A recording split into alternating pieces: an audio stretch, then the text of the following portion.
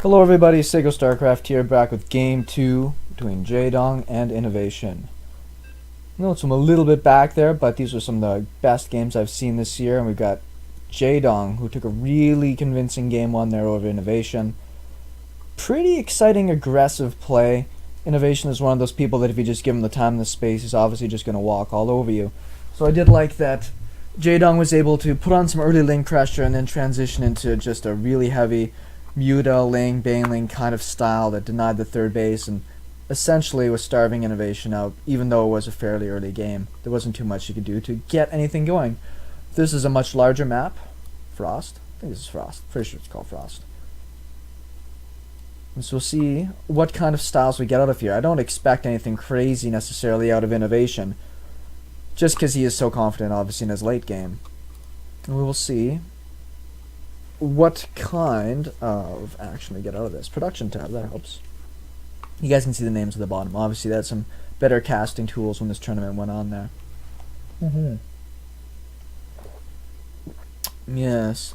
I'm hoping to see a bit more of a macro game. What I really love about watching Jaedong play his macro style is that his Brood War experiences have given him just such a polished, meticulous play. And for a Zerg player in StarCraft 2, it becomes very important that you hit those injects, you move that creep, and you make great decisions with units. Because as I've said for a long time, I think Zerg is kind of on a knife edge when it comes to just the current metagame. If you screw up badly against Terran players, or if you just kind of catch yourself in a bad position where you lose your economy, it's so hard to get back into that.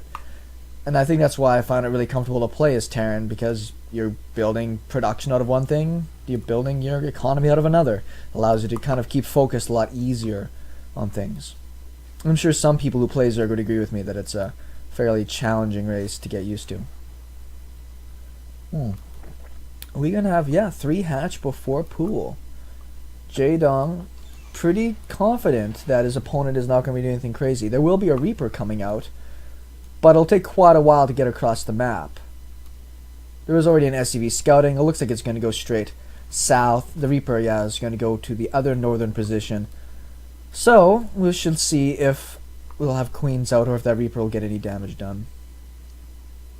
Seeing this Overlord may trigger him to move somewhere else, but this could be the second Overlord coming from the base as well.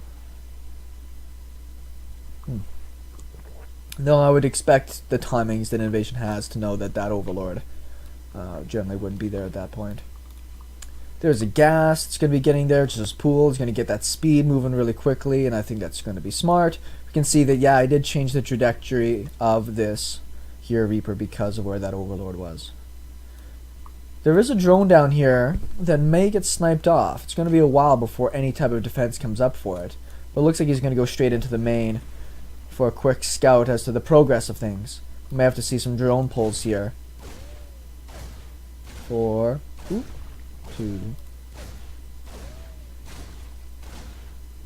Yeah, there's really nothing you can do. This is that really funky knife edge I was talking about. The Zerg players, they're so vulnerable at the beginning of the game here. We got 1 kill already on this guy. 2. Let's see if we can keep going with this. The Queen's a long ways off. Even the Zerglings that come out are essentially going to get taken care of. So this fast expansion... Oh, and another Reaper. This is going to get really bad really fast. The kills are up to 5. And 1. This is really bad, and that's the consequence of trying to play greedy, and surprisingly, Innovation was able to just punish that huge when you see 2 command centers in production back at home. That turned out really, really well.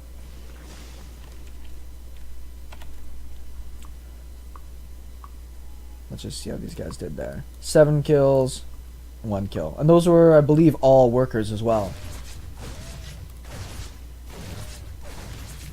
It's nice to get a little bit of extra damage in on the Queen. You can take her quite a ways down there with some good micro. I generally do this as well. These guys will go and heal up really fast. This Queen, on the other hand, could get sniped if he's not careful. Some Lings are going to try to run by, but they're not going to be there at a great time. And speed's a long ways off being done, so they're essentially just dead.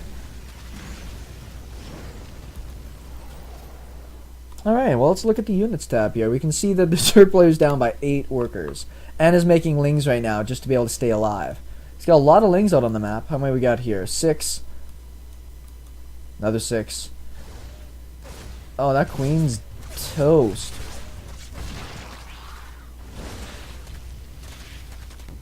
Well, he got both Reapers. I mean, that's always nice. Lots of lings. We'll see if we can punish with this. I mean, this could be a really, really fantastic timing here. Nice wall off there with using these Hellions to be able to get as much opportunity as he can. Unfortunately, that's about everything they're going to get done is killing one Hellion, and the wall is going to go down. I can't oh, he's still making more lings. Is there a Baneling nest? There's not. There's not even... Well, he's not mining gas, but he could be. That's a lot of Zerglings. He kind of used this style in the first game, but to a little bit better effect. Just being able to deny all the Hellions on the map is very important. We can see how far he's down in economy, just because he's had to invest so much in all those Zerglings. 36 workers to 19. Yeah, that's not going to turn out super well.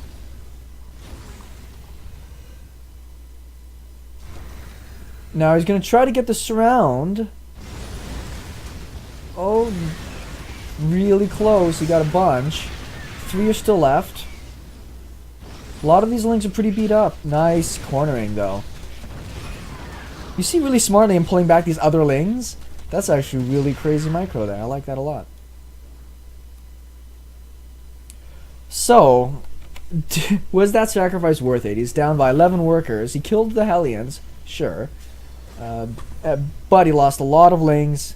Lost a lot of his economy opportunities. This third hatch really hasn't paid for itself. I mean, production-wise, yes, he has more larvae. But he's just not in a great spot. Another pile of Hellions out here. Innovation just a little bit too aware, and he's just going to expand. I'm sure he feels pretty confident about this. After killing so many lings and getting all that early damage, gotta feel pretty safe. Production facilities just kicking in right now for our Terran player. Lots and lots of barracks. Getting down that reactor for the starport that's going to be finishing up here soon. So he's just kicking in his macro side of things. He's going to let that command center take a little bit of damage. Hopefully buy him time for, yeah, his Hellions to come back, maybe get a kill. Not quite. Great place to drop your mules on your new base. Keep your other bases mining longer. Still lots of Zerglings out. Obviously just doesn't want to die. Is this a Baneling nest? It is, too. I don't predict a bust. That would be just ridiculous. But he's still making more and more lings. I don't know, sometimes when you get far behind, you just think that the only way you're going to get not behind is to just be super, super aggressive. And this is where the Terran is the weakest, when all these buildings are getting made. But they're just kicking in now, so I don't think he's going to have the opportunity that he was hoping for. Is there a lair out yet? No, there isn't. This is, I'm pretty sure, a 3-base all-in from J-Dom. Oh, what does it tell me to do? Oh, it's a scan, that's right. These happy displays. Good hits. So J-Dong knows his timings. He knows this is where the Terran is the most... Oh, nice timing on that bunker, though. That was pretty slick. Yeah, this is pretty close to GG. And I mean, in the nicest way possible. Down 20 workers, down in tech. You might get these Hellions being as slippery as possible. Widow mines are now out. Bunker is down. Banelings might be able to crash into something good here, but they also just might... Oh, no. Just hang on 1 second there.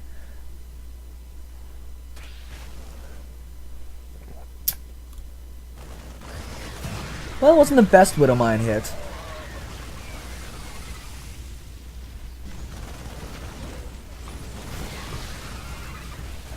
Banelings getting a little bit spread out here. Looks like he will be able to take the bunker down. But, still alive. More stuff is still flooding across the map. Another bunker going down. Command centers will beat up. Some hurt workers, but... I don't think... He's on a clock. I don't think he's just gradually going to get closer and closer. Lots of extra bunkers down. Still playing it super safe. Upgrades are now on the way. Medevacs are out. Widow Mine's in position. Combat Shields is done. Stim finished? I think Stim's finished. It won't tell me.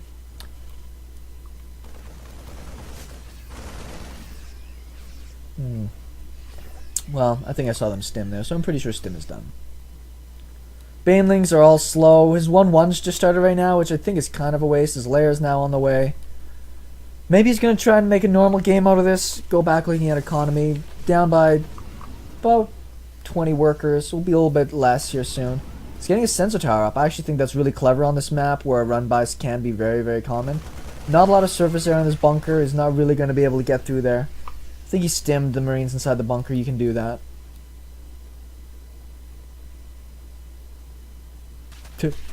That's one poor SUV. Well, he's doing what he can, but this little bit of army might just be enough to kill. Still got some Hellions left over. Widow Mines, lots of Lings. 1-1. Not anywhere near going to be finished for Jaedong. 2-2 is going to be finished up probably before 1-1 is. And this is a weird kind of turnout for this game. I mean, obviously, Jaedong was trying to go super economy and just got caught. Yeah, there's the GG. That game's been just struggling to get by for the longest time, and I don't think Jaedong planned to go for that 3-base Zergling Baneling attempted bust. I think he just felt he was forced into doing that because of how many, workers he lost. Anyways, the series is tied up. We should be back with game number 3 in just a moment.